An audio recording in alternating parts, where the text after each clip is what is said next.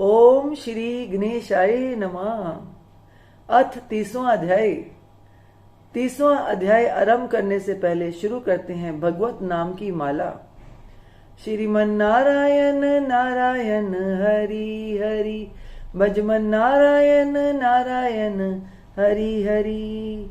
तेरी लीला सबसे न्यारी न्यारी, हरि हरि। राजा पृथु ने पूछा, हे नारद जी, भीष्म पंचक व्रत जो कि भगवान को अत्यंत प्रिय है, किस कारण प्रसिद्ध हुआ? तब नारद जी ने कहा, हे राजन, यह व्रत अनादि काल से है, परंतु बीच में लुप्त हो गया था। अब फिर यह कैसे प्रसिद्ध हुआ, सो कथा सुनो। श्री कृष्ण जी ने भीष्म जी को यह व्रत बताया था और उन्होंने ही सर्वप्रथम इसे किया था। इसी कारण यह व्रत भीष्म पंचक के नाम से प्रसिद्ध हुआ। हे राजा पृथु, महाभारत युद्ध से पहले पांडवों की ओर से जब भगवान श्री कृष्ण कौरवों को समझाने के लिए गए तो सर्वप्रथम वह विदुर जी के पास पहुंचे। विदुर जी ने उनका अत्यंत आदर सत्कार किया। तत्पश्चात श्री कृष्ण जी भीष्म जी के पास गए। वहां जाकर कुशल क्षेम के बाद श्री कृष्ण जी ने अपने आने का संपूर्ण वृतांत भीष्म जी को सुनाया। तब भीष्म जी कहने लगे, हे भगवान, तीनों लोकों के स्वामी होते हुए भी आप केवल पांडवों की ओर से दूत बनकर क्यों आए हैं, तथा पांडवों के प्रति इतना प्रेम होने का क्या कारण है? तीनों लोक आपके वश में हैं। तब पांडवों ने ऐसा कौन सा व्रत किया, कौन सा तप या यज्ञ किया है, अथवा उनके पास ऐसा क्या वशीकरण है जिसके कारण आप उनके वश में हो गए हैं? तब श्री कृष्ण जी मुस्कुराकर बोले, हे गंगा पुत्र, यद्यपि यह वार्ता अत्यंत गुप्त है, तथापि मैं इसे तुमसे कहता हूं। दरअसल उन्होंने एक ऐसा व्रत किया है जो मुझको अत्यंत प्रिय है, इसी कारण मैं उनके वशीभूत हूं। अब तुम उसका वृतांत सुनो। प्राचीन काल में उज्जैन नामक नगरी में कवि शुचि, दृढ़, दंत तथा हंस नामक 5 ब्राह्मण रहते थे। वे सभी वेदों के ज्ञाता, युवा, रूपवान तथा गंधर्व विद्या में अत्यंत निपुण थे। वे सभी दिशाओं में भ्रमण करके अपनी गान विद्या द्वारा पर्याप्त धन प्राप्त किया करते थे। एक बार वे मथुरापुरी में सुवीर नामक राजा के दरबार में पहुंचे। संगीत कला में निपुण होने के कारण उन्होंने राजसभा में इसका प्रदर्शन करने की इच्छा प्रकट की। वे 4 दिन उपवास तथा परम पवित्र यमुना जी में स्नान करते रहे।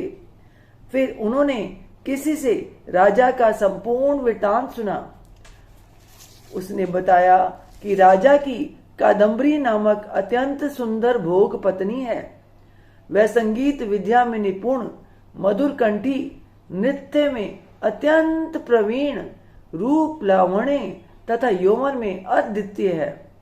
वह प्रतिदिन राजा के सम्मुख एकांत में नृत्य तथा गायन करती है।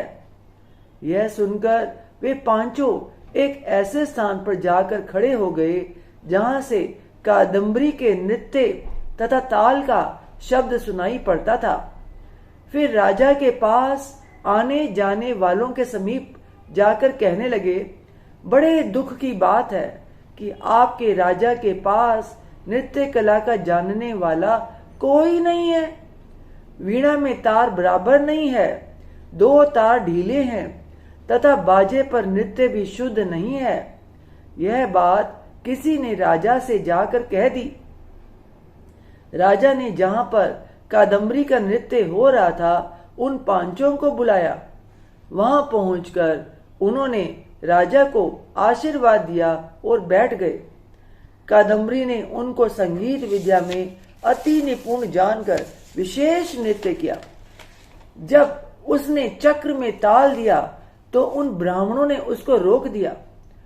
उसने चक्र छोड़ यथा योग्य ताल दिया, मगर चक्र खंडित नहीं किया।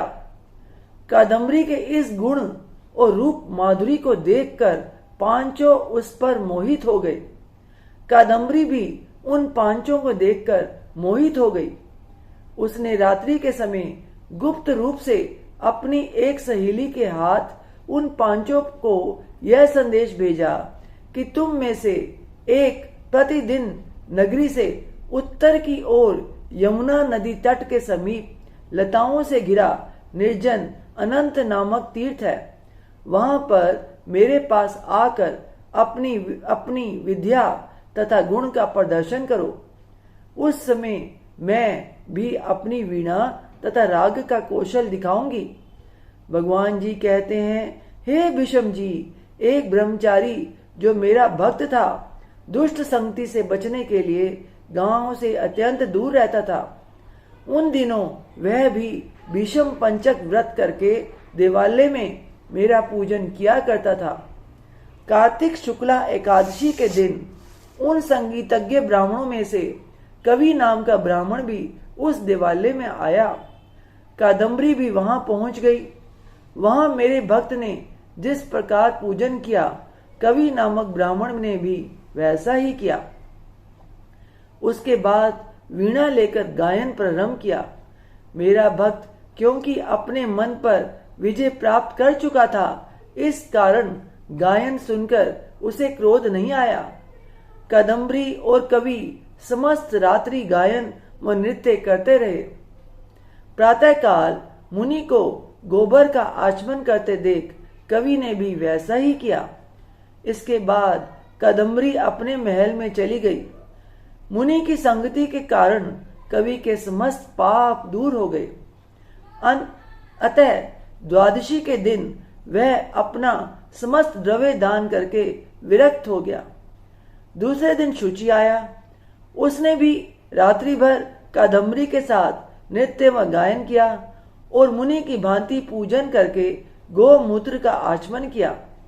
प्रातःकाल होते ही वह भी अपना द्रव्य आदि दान करके विरक्त हो गया।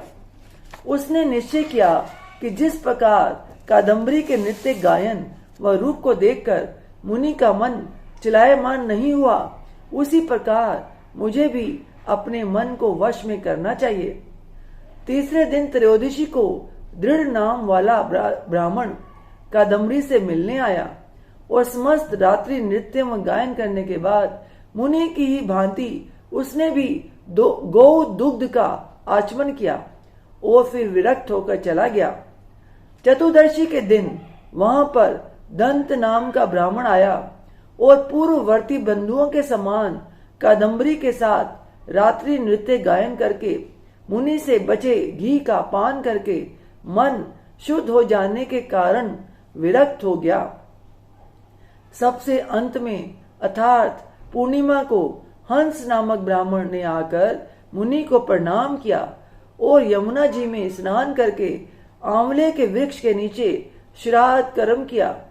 भगवान जी कहते हैं, हे भीष्म जी, कार्तिक मास में हमारा पूजन व दान पुण्य करने से करोड़ों यज्ञों के समान फल प्राप्त होता है।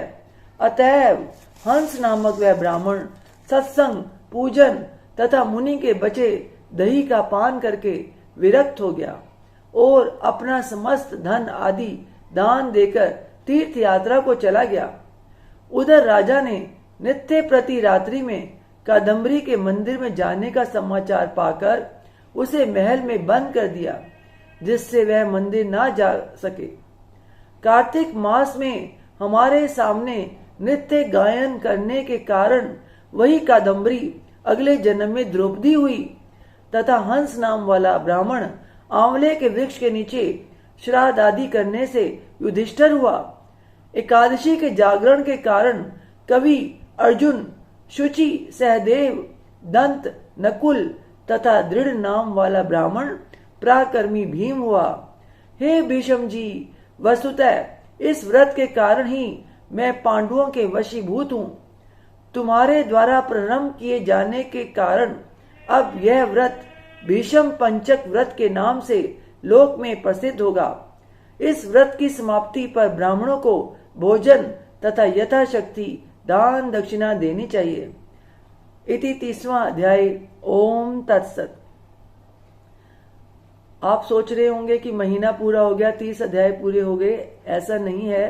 कार्तिक मास के कुल 35 अध्याय हैं, इसलिए कुछ अध्याय मैंने 2-2 करके भेजे। अभी हमारे 5 अध्याय और रहते हैं, जिसे हम मन लगाकर खुशी से श्रद्धा भाव से सुनेंगे। तो शुरू करते हैं फिर से भगवत नाम की माला।